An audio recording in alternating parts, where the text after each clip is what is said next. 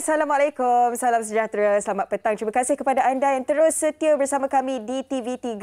Dan sekarang ini anda bersama saya, Hawa Rizwana Rizwan, dalam rancangan Hello Doktor. Untuk hari ini, hari Ahad 27 Mac 2022.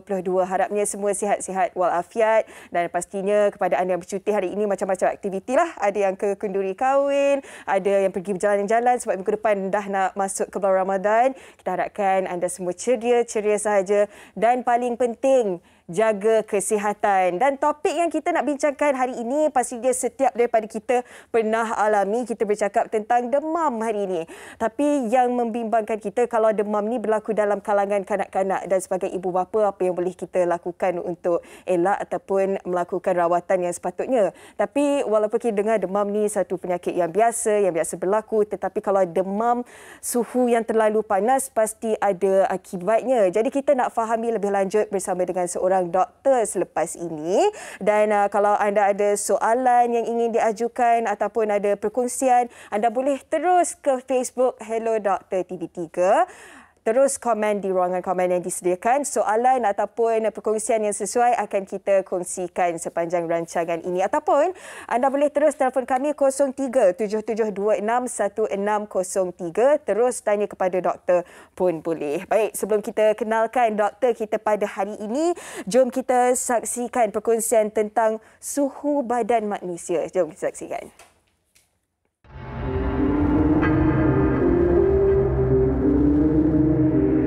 Suhu badan perlu diukur untuk memastikan tubuh berfungsi dengan optimum. Julat suhu badan manusia biasa ialah antara 36.5 hingga 37.5 darjah Celsius. Jika suhu tinggi, otak akan menghantar impuls untuk mengurangkan suhu badan dengan mengeluarkan peluh.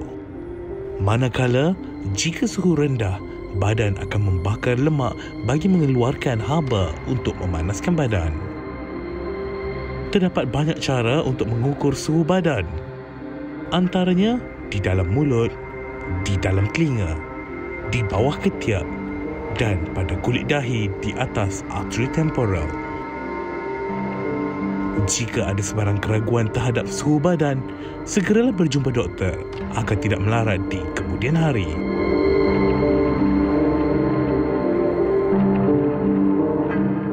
Okey, itu sebagai mukadimah ataupun pengenalan pada hari ini tentang suhu-suhu dan demam.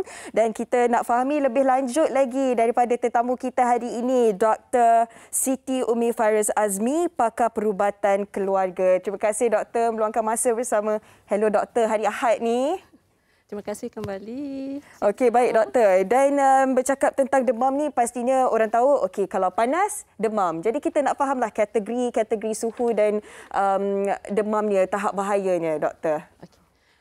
Sebelum saya mulakan perbincangan kita, saya nak ucapkan Assalamualaikum, selamat petang. Terima kasih terutamanya kepada TV3 kerana menjemput saya, memberi peluang untuk bercakap berkenaan demam. Okey, untuk pengetahuan semualah sebelum saya bercakap dengan lebih lanjut, demam merupakan gejala. Okey, dia adalah salah satu gejala yang saya nak tekankan di sini. Dia bukan penyakit lagi, okey, tapi dia menjurus kepada kita, nak alertkan kita bahawa bila sekiranya demam, ini kemungkinan ada penyakit. Kemungkinan ada jangkitan kuman. Okey, selalunya suhu badan kita yang teras, yang core temperature, ya, dia mengikut circadian rhythm lah. Okey, rentak circadian. Dia kalau yang basicnya antara 36 hingga 37.4. Itu yang asas, basic normal. Julat suhu yang normal. Yang disukat di dalam bahagian oral cavity lah, bahagian mulut. Okey, jadi kalau melebihi daripada suhu ini, dia akan dikatakan demam lah. Okey, itu yang dikatakan demam sekiranya suhu badan kita melebihi julat normal ini. Okey. Julat normalnya maksudnya bila yang boleh kita rasa macam itu demam yang panas. Seperti yang kita tengok ni kan, tahap suhu dalam badan ada beberapa kurang daripada 35, ada 38.5. Jadi maksudnya kalau yang paling atas tu, yang paling atas tu kalau suhu demam sangat tinggilah. Okey, dah mencapai lebih pada 40 darjah. Suhu badan kita kalau ikut julusan normal antara 36 hingga 37.4 saja. 37.4. Baik, itu doktor, adalah normal. Kategorinya untuk dewasa dan juga kanak-kanak sama saja ke bahayanya? Sama saja. Sebab biasanya kalau ibu bapa yang baru saja ada bayi ni biasa saja demam kan? Jadi adakah mereka perlu bimbang ataupun boleh dilakukan rawatan biasa saja di rumah? Apapun kita perlu, jangan cemas. Jangan panik. Sebab tu ini kita dah berada selama 2 tahun bersama dengan pandemik. Jadi kita dah tahu demam ini sangat penting. Gejala yang sangat common sekarang. Yang kebiasaan kita, kalau demam saja kita risau. Kita kena alert. Bukan setakat kita risau penyakit COVID, tapi penyakit lain pun akan datang dengan demam. So bagi siapa yang ada anak kecil, terutamanya bayi yang lebih kurang umur bawah 3 tahun lah, yang kita perlu menyimpan termometer yang senang kita nak sukat nanti bila anak kita ada demam. Yang saya syorkan, belilah yang senang kita nak periksa, iaitu yang kita letak dekat bahagian dahi kita ataupun di dalam mulut. Jangan ada yang termometer yang ada mercury itu dah. Itu bahaya. Dan ikut juga pada tempat yang kita senang nak periksa lah. Kalau di mulut yang kita guna tadi tu julat suhu 36 hingga 37.4. Tapi kalau di bahagian axilla, di bahagian armpit, kita kena tolak sikit. 0.5. Kalau kita ada juga ibu bapa yang nak periksa ke bahagian bawah, dekat bahagian rektum, kena tambah 0.5. 36 hingga 37.4 tu adalah asas. Ikut kepada keadaan mana awak nak check lah, di bahagian mana. Okey, baik. Itu tentang pemeriksaan suhu lah ya. Dan doktor, demam ni sebenarnya ada pelbagai. Kita pernah dengar demam denggi, demam campak. Tapi saya nak tahu bezanya lah. Sebab kalau kita rasa macam panas dalam, macam tekak tak berapa nak sedap, hidung pun rasa sesema tak sesema. Tapi bila kita tengok suhunya okey, normal. Jadi apa bezanya demam panas dalam ni dengan demam? Okey. Selalunya simptom-simptom yang sakit tekak, sesema, dia boleh ada dengan demam ataupun tidak. Gejala-gejala ini boleh ada dengan demam ataupun tidak. Tak semestinya demam ada baru ini semua ada. Demam boleh ada bersama dengan sakit tekak, sesema, batuk, dan boleh juga tanpa demam.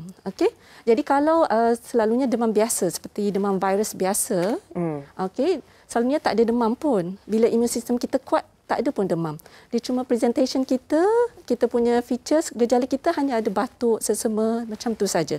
Tapi itu adalah petanda yang kemungkinan kalau ada demam lepas ini dan dia berlarat lebih pada 3 hari ke, ataupun macam tak boleh buat kerja, rasa letih, kurang aktiviti, kurang pemakanan, kita elok jumpa doktor lah. Kalau simptom gejala-gejala itu berlarutan. Okey, maksudnya doktor, kalau dah rasa macam tekak tak berapa okey, sesema sikit, maksudnya itu petanda akan demam lepas ni? Ya, boleh ada dan juga tidak boleh ada. Kalau imun sistem kita kuat, selalunya demam tak akan ada lah. Ataupun kita punya jangkitan kuman itu hanyalah kuman virus biasa. Okey, maksudnya tak begitu teruk sekali lah. Ya, betul. Okey, baik. Doktor, di Facebook kita dah ada soalan dari Zuraida Muhammad Raya. Dia tanya, doktor, saya jarang demam. Mungkin 2-3 tahun sekali. Itulah. Kawan saya bagi tahu, ia tak bagus untuk badan saya. Tapi doktor baru cakap bagus. Tapi kita nak tahu kenapa doktor cakap bagus. Dan kita simpan dulu jawapan daripada doktor. Kita nak rehat dulu seketika, kembali lagi selepas ni. Kita nak tahu sebab apa. Terima kasih.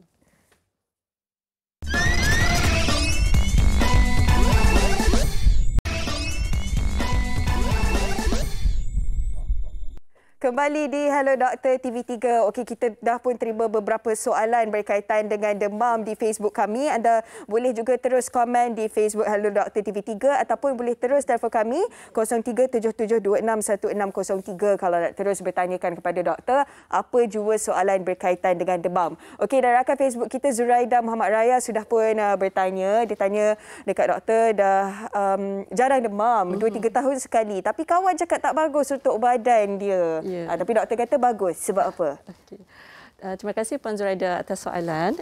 Pertama kali saya ucapkan syabaslah Puan Zuraida pandai menjaga diri. Kemungkinan juga dulu masa Puan Zuraida masa kecil, beliau banyak dapat kuman, jangkitan kuman. Jadi demam-demam yang dulu telah menyebabkan dia imun pada kuman-kuman yang sedia ada sekarang. Itu mungkin satu. Dan mungkin Puan Zuraida juga pandai menjaga kesihatan dengan menjaga kebersihan tangan dan juga persekitaran supaya tak ada demam. Imun sistem pun tinggi dengan mengambil makanan yang sihat. sihat. Okey, sayur-sayuran, buah-buahan. Okey, sebab saya nak tarik perhatian anda semua. Okey, kalau ikut kepada pakar Kanadian, pakar perubatan Kanadian, Sir William Osler yang pada dia bekerja masa tahun 1800 tahunnya, masih yang dulu. Okey, beliau mengatakan 3 perkara yang sangat bahaya di dalam kita punya humanity, dalam kemanusiaan kita lah, dalam hidupan manusia. So 3 perkara yang sangat penting. Okey, termasuklah demam sebenarnya. Demam, peperangan dan juga yang nombor 3 adalah kebuluran. Okey. So antara yang 3-3 yang sangat worst dalam kehidupan adalah demam. Okey.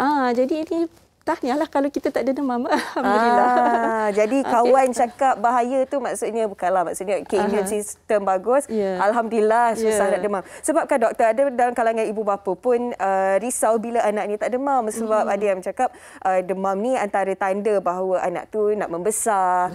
Kalau tak demam ni alamak risau pula sihat saja. Jadi kalau boleh doktor ulaskan sikit. Okey, betul. Macam saya sebut tadilah kan, untuk anak-anak yang berumur 3 tahun ke bawah, kita patut ada jangka suhu untuk pemeriksaan selalu di rumah. Sebab budak-budak ni bawah 3 tahun senang dapat kuman. Okey. Jadi biar mereka dapat kuman, dapat jangkitan pada awal umur supaya mereka nanti dapat dah imun pada jangkitan-jangkitan seterusnya pada masa alam dewasa kelak. Okey. Jadi bila mereka dapat jangkitan kuman dan mereka akan ada fever, demam, jadi perlulah kita rawat dengan cara yang betul. Okey, jangan cemas. Okey. So bila ada demam, kita perlu memberi makanan dan minuman yang secukupnya. Imun sistem kena kuat. Okey. Jangan biar kalau anak tak nak makan, okey tak apalah, biarlah dia tak nak makan. Okey. Anak-anak pula kadang-kadang dia memilih masa demam kan. Dia tak nak makan makanan yang biasa dia makan. Jadi kita kena galakkan mereka makan dan juga beri makanan yang sedap. Seperti kadang saya syorkan kepada saya punya pesakit untuk memberi makanan aiskrim pun. Yogurt pun tak apa, tak ada masalah. Yang manis dia nak makan. Ya, betul. Maksudnya kalau tak pernah demam tu tak apa juga ke? Kalau budak-budak jarang-jarang tak ada demam. Di alam dewasa, insya-Allah jarang demam. Sebab kita sudah ada immune system yang kita dah build up, yang kita dah bina semasa kita kecil dahulu. Jadi bila di alam dewasa, bila kita dapat kuman seperti adenovirus ke di luar persekitaran, kita dah ada immunity terhadap virus tersebut. Jadi kita dah tak ada demam dah lah. Dia dah di alam dewasa dah lindung lah. Betul. Okey, seorang lagi rakan kita di Facebook, Intan Zurina Abdul Razak, ada soalan untuk doktor. Kenapa masyarakat Melayu selalu guna istilah risau kalau berlaku kejadian tarik, terutama kanak-kanak yang demam? Apa maksud tarik sebenarnya, doktor? Tarik itu sebab pelakuan semasa berlaku sawan yang dia akan angkat tangan macam ni ya. So itu kita panggil tarik. Tapi sebenarnya dalam istilah perubatan kita panggil sawan. Okey, seizure ataupun fit. Okey. So bila tarik, ini adalah memang satu petanda yang berbahaya lah.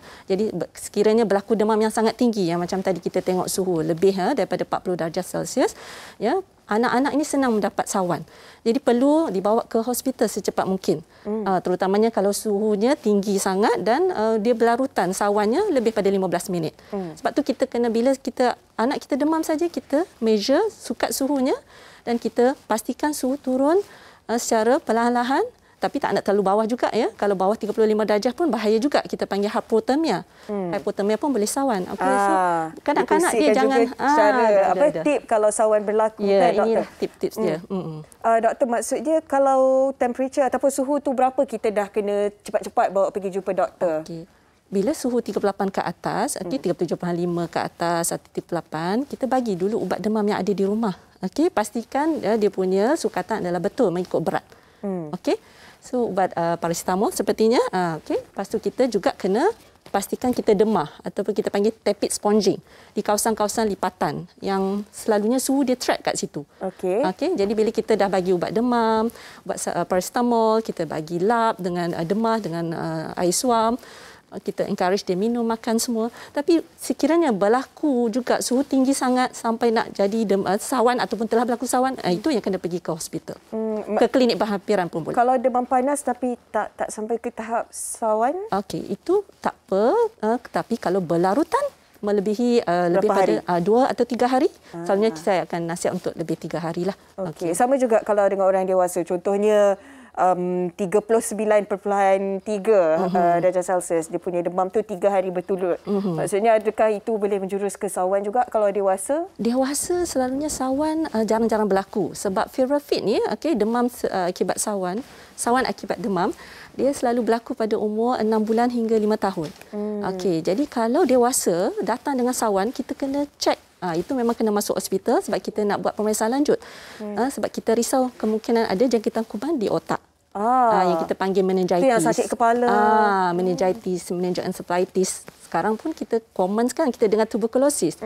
Demam batuk kering bukan dekat paru saja, dia boleh pergi ke otak dan menyebabkan TB meningitis pun boleh datang dengan sawan. Maksudnya kita betul-betul kena pantau, betul-betul kena monitor kita punya suhu kan, jangan ambil mudah.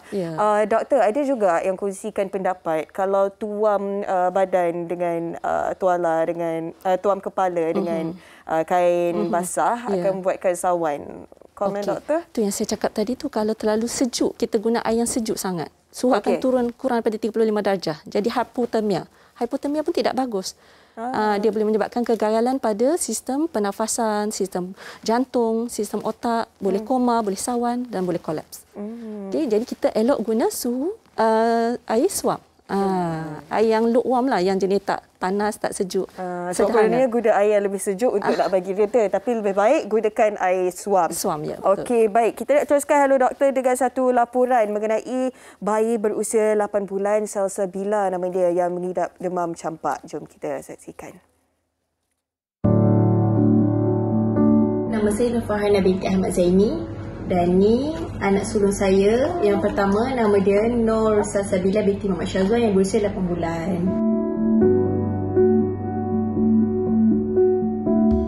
Salsabila pada mulanya dia kena demam panas masa 10 Mac sampai 20 Mac, dalam masa seminggu lebih jugalah. So saya terus pergi klinik jumpa doktor dan dapatkan nasihat daripada doktor. Dan doktor bagi tahu saya simptom-simptom yang ada pada anak saya adalah simptom demam campak. Masa saya tahu dia demam campak, mula-mula dia demam panas, kemudian dia ada tanda-tanda kemerahan, mula-mula naik daripada pipi dia, lengan, celah peha, kemudian keesokan harinya dia akan bertambah sehingga seluruh badan sampai ada dekat tapak kaki dia, tapak tangan dia. Dah start gatal, dah start tak selesa, tak nak tidur malam, meragam, tak nak makan. Bila makan je dia memang muntahkan balik. Mungkin sebab dia dah tak berapa selera, dia dah fikir dia dah tak selesa dengan badan dia yang gatal tu.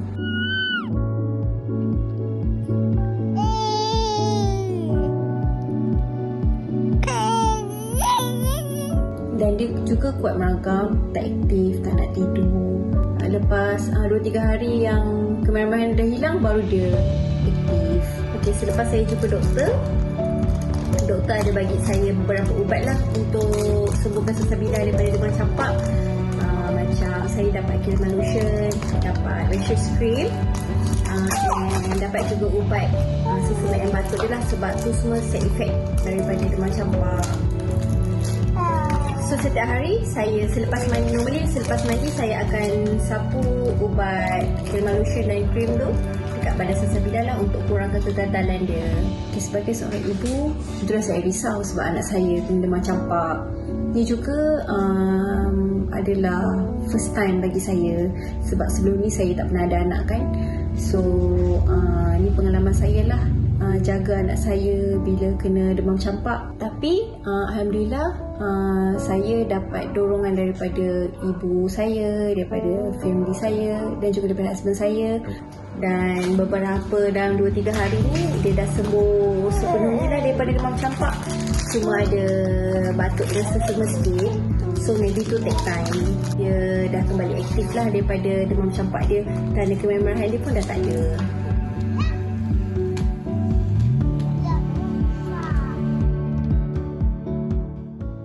Alhamdulillah, baby Salsabila pun dah kembali aktif dan kita doakan semoga sentiasa sihat dan membesar dengan sempurna, insya-Allah. Okey doktor, bercakap tentang demam campak ni biasanya memang berlaku dalam kalangan kanak-kanak dan semua orang memang akan melalui demam campak, betul? Ya, betul. Okey, kalau time masa kanak-kanak tak pernah berlaku, bila dewasa kena demam campak, adakah kesannya lagi bahaya doktor? Lagi bahaya. Ikut juga imun sistem seseorang itu. Tak boleh kata in general term dia akan bahaya untuk semua orang lah. Okay? So campak dia boleh ada kategori yang bahasa campak ni dia adalah general. Okay? Sebab kalau saya tengok anak Salsabila ni kalau datang kat saya, kalau saya buat pemeriksaan, saya rasa mungkin ini adalah measles. Measles pun campak juga. Orang Melayu panggil campak sekam. Kalau yang satu lagi tu cacar air, chickenpox. Okay. Measles memang dia senang berlaku pada peringkat awal. Sekiranya kawasan perumahan dia tu herd immunity untuk measles tu kurang. Dan lagi satu mungkin vaccination rate kat situ kurang dan dia pun belum lagi dapat vaksin untuk menghalang dia daripada measles. Okey. Tapi kalau kita tengok dia anak ni Salsabila ni dia kuat, dia aktif, so walaupun dapat campak insya-Allah dia boleh survive. Sebab kalau imun sistem kuat, dapat measles di awal umur 6 bulan ke apa semua, dia boleh lagi mengatasinya. Kalau yang imun sistem tak kuat tu yang kita risau, di mana imun sistem kalau rendah, measles ni akan menyebabkan komplikasi kepada peparu, boleh menyebabkan komplikasi kepada otak, dan budak itu terpaksa masuk hospital lah untuk pemeriksaan lanjut dan rawatan seterusnya. Jadi betapa pentingnya vaksin juga untuk kanak-kanak di peringkat awal, kan doktor? Betul. Okey, dan doktor, bila bercakap tentang demam ni memang cukup meluas sekali dan saya pun ada soalan nak ditanyakan tentang tonsillitis yang memang akan buatkan suhu tinggi juga. Tapi sebelum tu ada soalan lagi di Facebook. Halo doktor, aktif betul hari ini Facebook kita doktor. Dari Intan, anak saya umur 3 hingga 5 tahun kerap demam. Sebulan lebih kurang 2 kali. Saya ada buat pemeriksaan darah. Result okey. Saya risau dan tak tahu punca. Ia juga mengganggu persekolahan. Ialah bila nak demam, anak-anak ni memang tak boleh ke sekolah, kan? Betul. Doktor? Okey. Terima kasih Intan Syafira atas soalan. Okey. Anak-anak kita ada setengah golongan tu, anak-anak kita ni senang dapat jangkitan kuman. Macam tadi yang Cik Hawa cakap, tonsillitis. Sebab apa dia ada tonsillitis? Sebab dia senang dapat jangkitan kuman. Okey, dia senang. Jadi dia allergic. Dia senang, selalunya berkaitan dengan alahan. Okey, bila ada masalah alahan, dia pun senang dapat jangkitan kuman. Tonsil akan membesar. Sebab tu dia akan datang dengan recurrent acute tonsillitis. Mungkin dalam 2 bulan, dalam sebulan boleh 2 kali. Jadi seeloknya kalau pemeriksaan normal. Ada kaitannya jugalah alahan dan selalunya pemeriksaan darah pun normal sebab dia selalunya dia induced by virus. Okey, tonsil dia besar, lepas tu senang dapat jangkitan kuman, dia pun ada alahan. Bila ada jangkitan kuman, tonsil membesar dan jadi acute tonsillitis, pemeriksaan akan normal. Okey, pemeriksaan darah normal lah, pemeriksaan tonsil memang nampak besar lah. Jadi kalau kerap sangat, kalau tonsil dia membesar dan mengganggu persekolahan, seeloknya rujuk kepada pakar ear nose throat specialist lah, pakar tekak telinga dan tekak untuk mungkin perlu buang lah.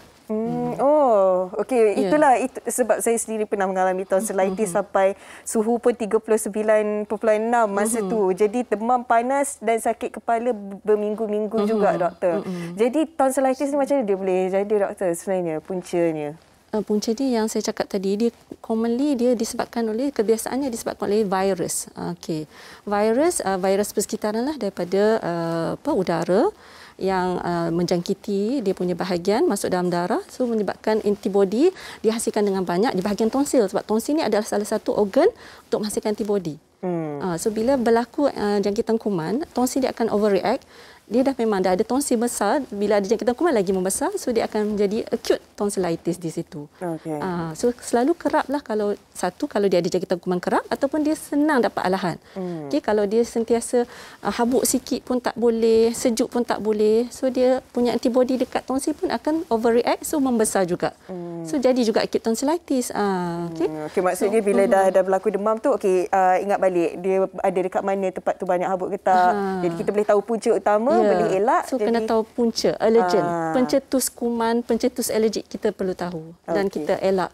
Kalau alhamdulillah kalau boleh elak daripada mendapat recurrent tonsillitis, tak perlulah ada kerap demam, tak perlulah punting sekolah, kan? Ya, betul. Okey, banyak lagi kita nak kongsikan kepada anda di Hello Dr. TV3 selepas ini bersama dengan beberapa lagi tetamu. Oleh itu, jangan ke mana-mana, kita berehat dulu ya seketika.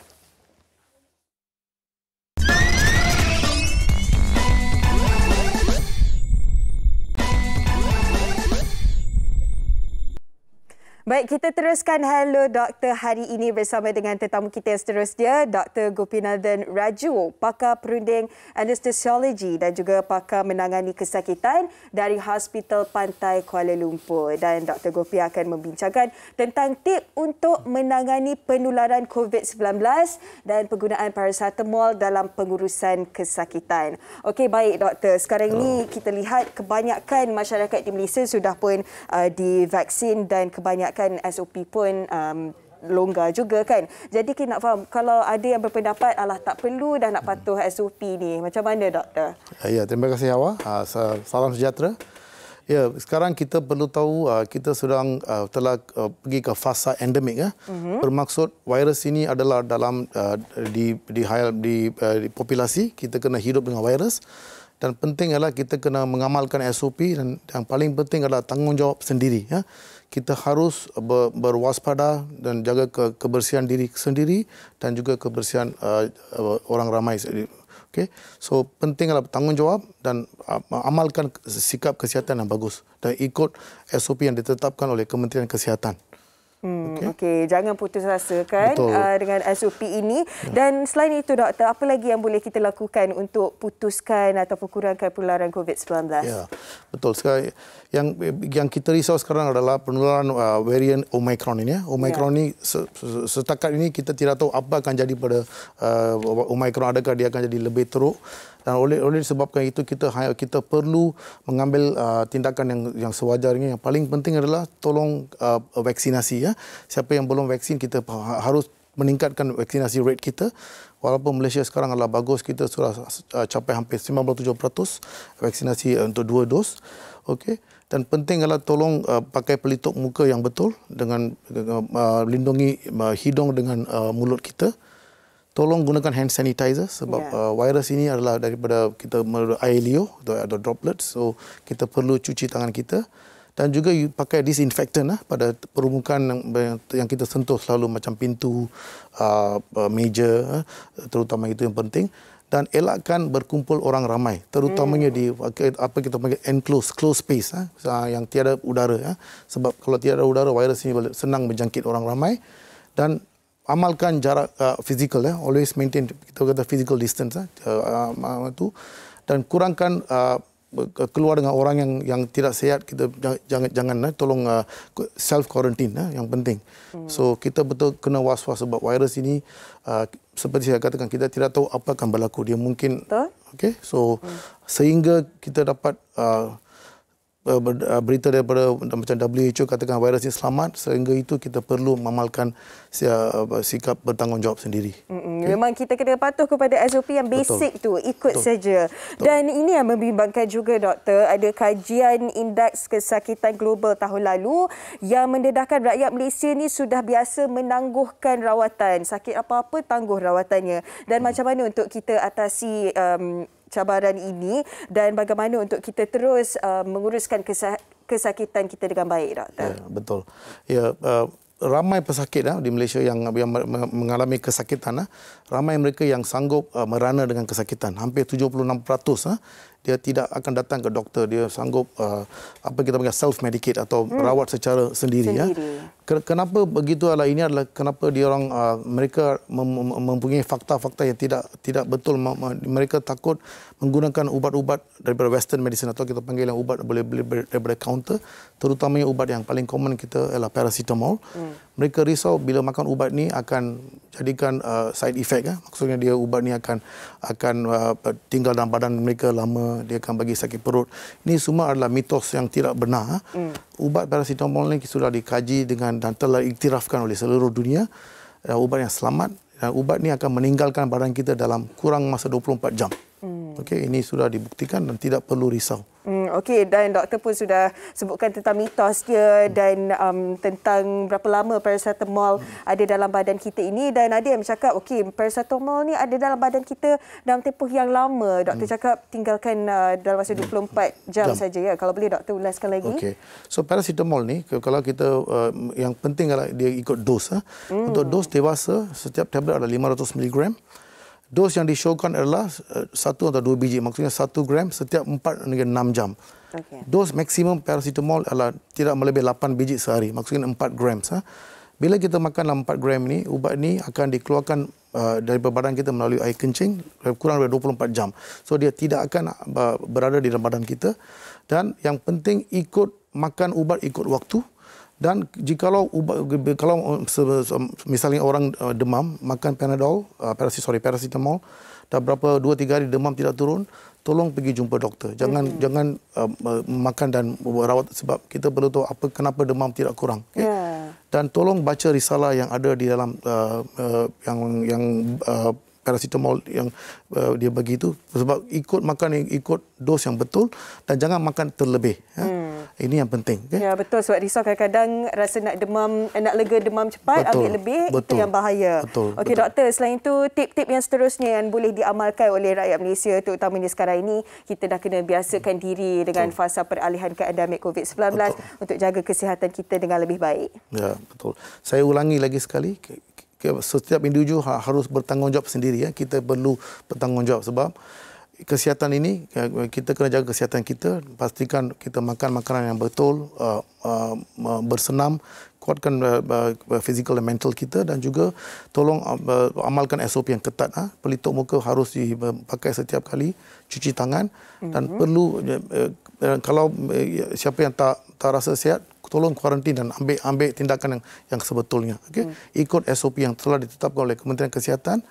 Kalau mereka tidak tahu juga, tolong pergi ke website Kementerian Kesihatan ataupun macam WHO atau Pertubuhan Kesihatan Sedunia, semua yang ikut yang standard operating procedure yang ditetapkan di seluruh dunia. Ya, SOP yang disediakan tu bukan untuk buatkan kita lagi resah, buatkan kita lagi marah, tapi untuk menjaga kesihatan kita dengan lebih baik. Terima kasih banyak-banyak diucapkan kepada Dr. Gopinathan Raju, pakar perunding anestesiologi dan pakar menangani kesakitan dari Hospital Pantai Kuala Lumpur, kerana bersama kita.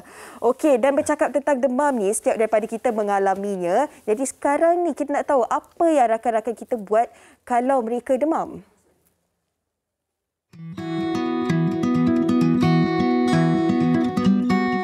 Okey, bila demam saya dah tak suka mandi sebab dia rasa air tu macam cocok pada kita. And suka minum green tea, bagus untuk badan tu je. Biasanya saya akan selubung badan saya dengan selimut, dan biasanya sebelum tidur saya akan cuba untuk bersenam kalau saya larat lah. And then bila nak tidur tu saya akan cuba makan ubat untuk at least bila esok pagi tu saya mengharapkan demam tu hilang lah. Kalau saya demam biasanya first thing saya akan buat is kita punya mindset, kita kena tukar, kita kena jadi positif. Kita kena try bangun, lawan sakit tu, buatlah something yang macam kita tanam ke, tengok pokok-pokok ke kan. So kita tak layan sangat demam kita tu. Kalau saya demam, biasanya kalau saya akan cepat-cepat letak kain sejuk apa semua dekat dahi, especially dekat bahagian-bahagian yang penting lah, macam ketiak ke apa. Lepas tu saya akan jaga kebersihan persekitaran, bagi udara tu tak berhabuk supaya orang kata penyakit tu cepat sembuh lah.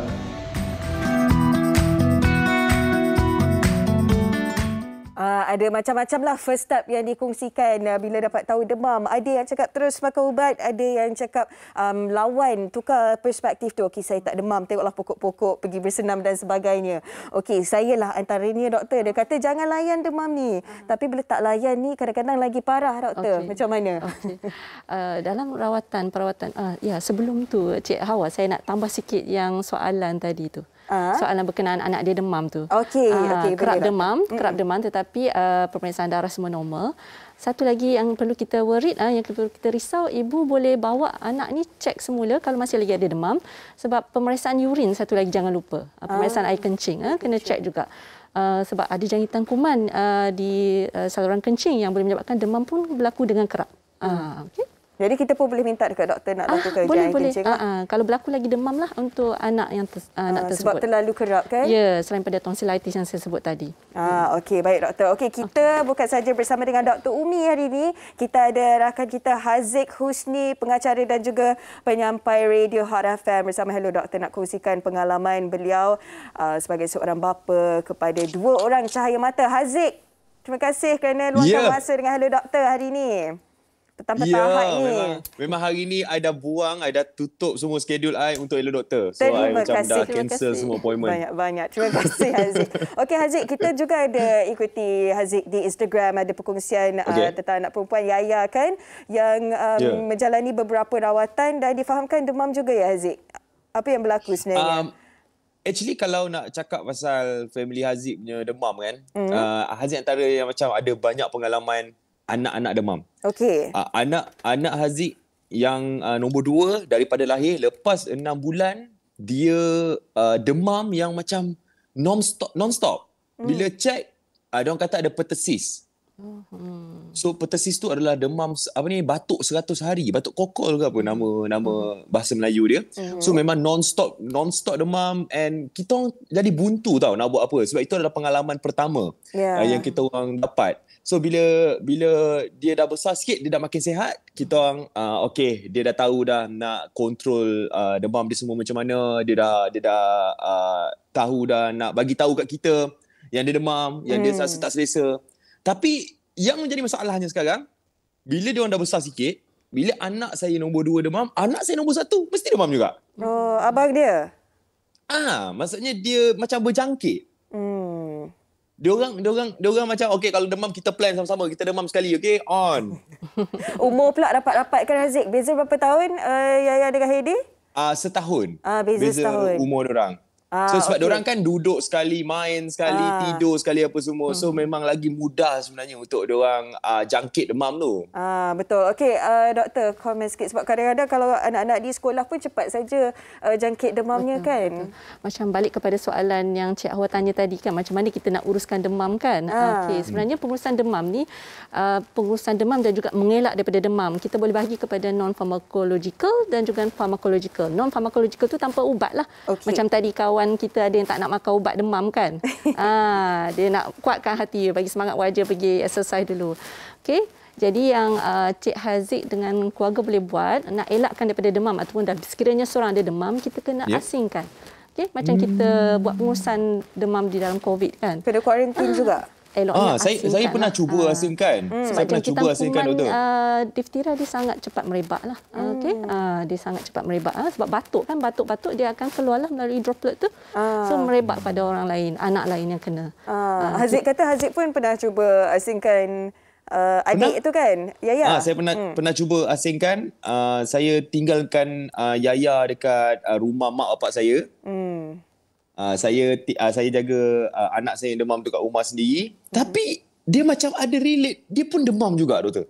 Tak tahu macam mana dia dapat. Mungkin benda tu jangkit lepas 2-3 hari doktor. Sebab dia incubation period tu dah selang masa tu dah ada dalam masa tu. Mungkin masa tu dah ada butir-butir kuman tu dah ada di dalam diri. Cuma simptom tak keluar, gejala tak keluar lagi. Okey. Boleh saya tahu anak sudah ambil vaksinasi untuk pertussis? Belum. Anak saya belum. Pertussis. Okey. Ini pun ada satu cerita lagi. Masa anak saya dah masuk ke 4 tahun, bulan 8 ni. Tapi pertussis tu anak saya kena sebelum dapatkan vaksin pertussis. Pertussis dapat vaksin lepas 25 hari. Betul. Tapi anak saya kena 15 hari. Awal lah. Okay. Awal, memang sangat-sangat awal. Saya pun tak tahu, mungkin disebabkan ada kawan-kawan saya ataupun ada ahli keluarga yang sakit yang datang melawat anak saya masa tu. Kita tak boleh nak track siapa, tapi itu adalah salah satu punca yang menyebabkan anak saya sakit, dapat jangkitan tu. That's why lah saya nasihatkan, kalaulah kita dapat baby baru, cuba untuk elakkan terima tetamu.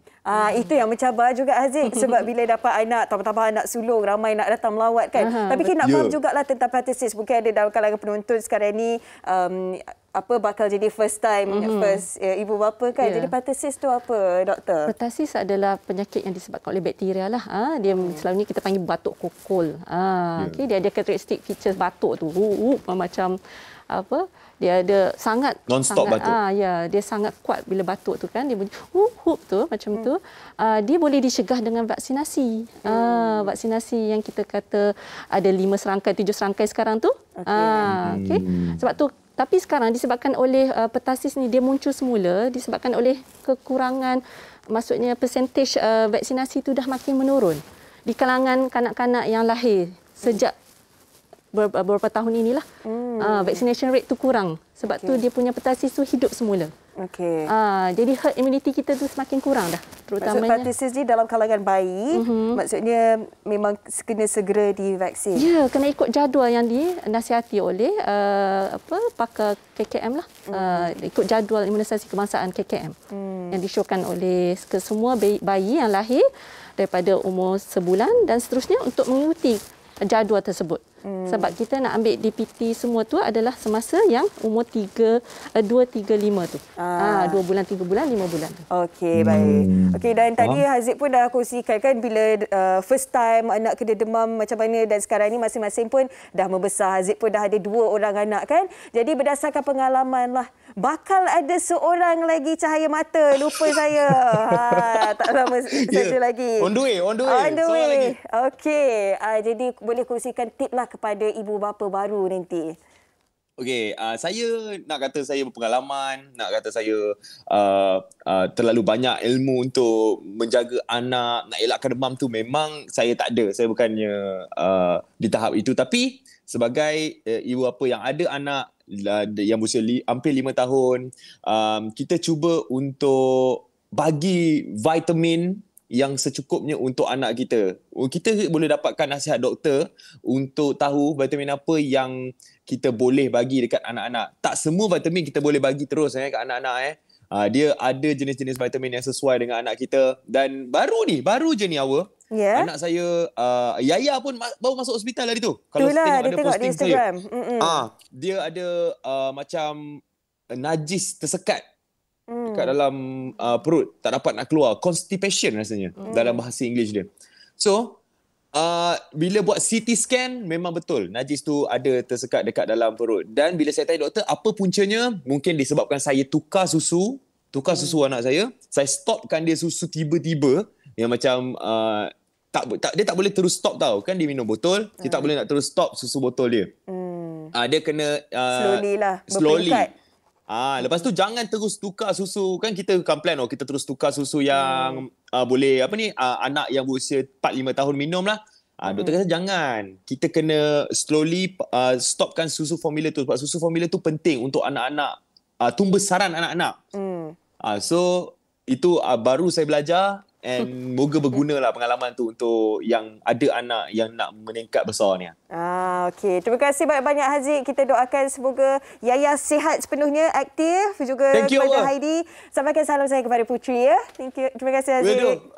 Ni Putri. Awak ke salam. Isterinya Putri. Okey Haziq, jumpa lagi. Bye. Assalamualaikum. Waalaikumsalam.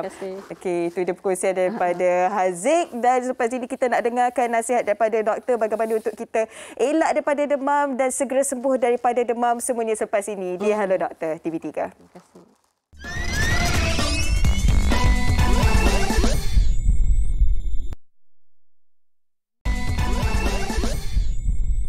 Okey, baiklah, kita nak tahu tentang apa yang boleh kita lakukan untuk segera sembuh dari demam, ataupun kalau boleh kita nak elak diri kita daripada berlaku ataupun daripada demam ya doktor. Dan terima kasih juga kepada anda yang banyak bertanyakan di Facebook Hello Doktor TV3. Ada lagi soalan doktor dari Abdul Halim. Dia nak tanya kalau anak demam kita nak bagi air kelapa boleh atau tak, dan masa bila boleh bagi air kelapa tu? Ada kesan pada ubat demam yang kita bagi atau tidak? Satu lagi, boleh tak kita nak campurkan ubat dalam susu yang kita buat? Ada pelbagai persoalan di situ. Silakan doktor. Terima kasih Encik Abdul Halim atas soalan. Okey, air kelapa adalah salah satu macam consider as air yang berzat macam jus kan, jus-jus, air bali, air kelapa, ni semua adalah air-air yang berkhasiat bukan air kosong. Kalau air kosong dia tak cukup mineral. Okey, jadi bila berlaku demam, elok kita bagi air jus, air buah-buah macam ni. Dia tak ada lawan dengan ubat. Yes, boleh. Terutamanya demam denggi, kalau ikut profesor saya yang dulu, Prof Lucila, memang dia suka air kelapa. Sebab dia sendiri pun pernah ada demam denggi, jadi air kelapa adalah satu cara lah untuk menghydrate, bagi air kita tu mengganti balik air-air yang hilang semasa demam. Jadi air kelapa ada salah satu cara yang bagus. Sama juga kalau kita rasa panas dalam tak sedap, air kelapa ni bolehlah kita jadikan dari sebagai amalan makanan kita. Cuma seorang tu kena perlu tahulah diri dia ada masalah tak, seperti kalau ada masalah buah pinggang tak boleh ambil lah, sebab potasium dia agak tinggi dalam air kelapa. Okey. Ubat dalam susu pula? Itu sebenarnya saya tak syorkan. Sebenarnya kalau kita campur dengan air dalam susu, nanti kandungan miligram kandungan ubat demam tu akan jadi diluted. Okey. Seeloknya ubat demam kita bagi sendiri. Guna sebab pichagari. Kadang-kadang kan mencabar nak bagi budak-budak dia makan ubat kan, doktor? Kalau terpaksa juga itu last resort, tapi saya tak syorkan lah. Sebenarnya boleh, ada teknik dia. Jadi guna pichagari. Boleh ambil dekat klinik, boleh beli dekat farmasi. Okay, dan pichagari tu kita kena pointed belakang gigi bawah dekat dengan tekak anak tu. Okay, senang dia mengalir masuk. Ada cara, ya. Okey, baik doktor. Lagi soalan dari Lim Hong Sheng. Saya pernah alami demam dalaman. Saya tidur sampai pukul 2 pagi. Bangun, saya guna pengimbas suhu, tapi suhu biasa. Saya pun tidur lagi, peluh keluar. Okey, serius atau tak, doktor? Okey, baguslah. Jadi bila dia dah berehat, dia dah makan ubat demam, okey, dia dah berehat, suhu dah turun. Suhu dah turun tapi ke suhu julat normal lah. Jadi akan berpeluh lah. Okey, itu adalah tindak balas biasa. Sebab masa demam, air kurang. Sebab air dah telah dehydrate masuk ke udara. Jadi dia rasa panas, tak ada peluh. Tapi bila dia dah suhu turun, okey, dia berpeluh, itu biasa. Tapi sekiranya dia berlaku demam dan ada juga peluh waktu malam, itu kena cek juga. Kalau kemungkinan dia ada TB, tuberkulosis. Okey. Kalau demam berterusan, ada demam pula, ada berpeluh waktu malam, okey, kena cek. Kena pergi jumpa doktor untuk pemeriksaan lanjut sama ada tuberkulosis ataupun jangkitan kuman yang lain, seperti yang jangkitan kuman yang lebih serius lah. Okey. Dan doktor pun dah berkongsi banyak kan cara-cara ataupun apa yang boleh kita lakukan bila demam ni, dan antaranya kalau doktor kita dah 2-3 hari ni demam tak kebah-kebah, kalau kita bersenam untuk berpeluh boleh ke? Dan teruskan dengan nasihat kepada penonton kita untuk jaga kesihatan kita. Jabik mudah walaupun demam. Betul. Macam saya syorkan tadilah, okey, kita amalkan hidup sihat senantiasa. Walaupun kita tak pernah ada demam ke, kita kena amalkan kita punya pemakanan sihat, minum air secukupnya 8 gelas sehari, okey. Lepas tu kita boleh rawat secara non-pharmacological ataupun pharmacological sekiranya kita ada demam, okey. Make sure kita sentiasa berada keadaan positif dan juga bila kita ada demam nanti, okey. Okey. Bila positif, imun sistem kita tinggi. Betul. Maksudnya perspektif kita punya thinking pun kena positif supaya kita pun lebih cepat sihat. Baik, terima kasih banyak-banyak kita ucapkan kepada Dr. Siti Umi bersama Hello Doktor hari ini. Kita sangat-sangat hargai masa doktor. Dan untuk pengetahuan penonton juga, Hello Doktor TV3 akan berehat sepanjang bulan Ramadan, dan kita akan jumpa lagi selepas Hari Raya Aidilfitri. Okey, sekian sahaja untuk hari ini. Kita jumpa lagi. Saya Hawa Rizwana Rizwan. Assalamualaikum. Jaga kesihatan semua.